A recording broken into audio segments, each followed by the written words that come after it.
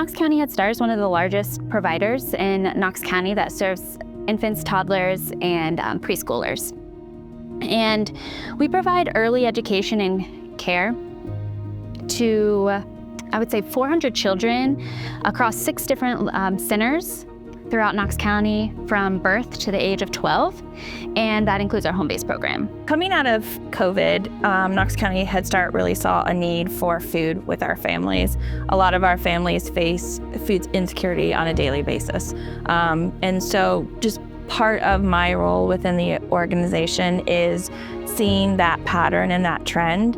And with funding that we have had come in from private donors, we were able to provide 1 food box previously per year. So Food for the Hungry is enabling us to do 2, and it's providing nutrition for our kids while they're out on break that we would typically provide in our classroom. And we know that in order for kids to grow and to learn, they need full bellies to be able to have that focus and just function in a classroom and play with friends, and even for that relationship with their parents.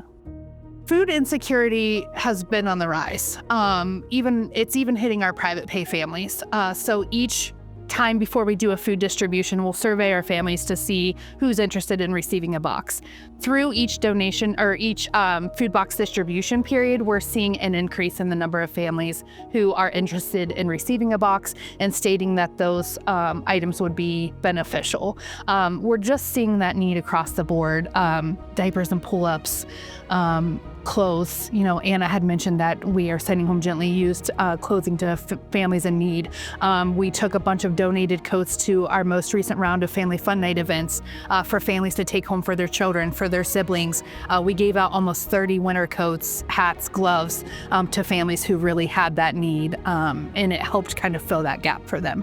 Something that we've come to really discover the last few years is we as an agency close 2 times a year for week-long breaks, and our staff really need that. However, we know that there's a hardship for our parents, and food boxes is one way that we are actually able to maybe relieve some of that burden on families. Very thankful that we received the Food for the Hungry grant this year. Without those funds, we would have only been able to provide 1 food box to our families, which would fall just before spring break. Because of the funds we received through the grant, we're able to do 2 food boxes. So we're able to provide a box in December before winter break, and then also our spring break box as well, which will be incredibly beneficial to our families. Food for the Hungry is super important for our community because they provide funding, whether it's for hot meals, shelf-stable meals, or even snacks. And without that funding, many of the services that community partners provide wouldn't be in existence. So we're always looking for volunteers, whether it's volunteers in the classroom, reading books to children, playing with them outside, participating in our activities. We look for center volunteers in general. Sometimes teachers need assistance with laminating, with printing items, clerical work. They can always come here and help us work on binders for trainings and that kind of thing.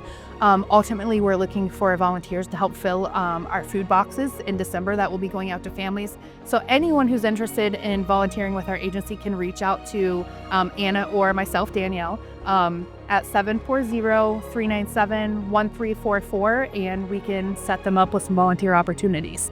Things that community can do to help step up and fill those needs is just checking on your neighbor, making sure they're okay. If you know families that have kids, just checking in and seeing what their needs are, making sure that they have enough food and transportation to get to places to purchase food and have clothing for their kiddos.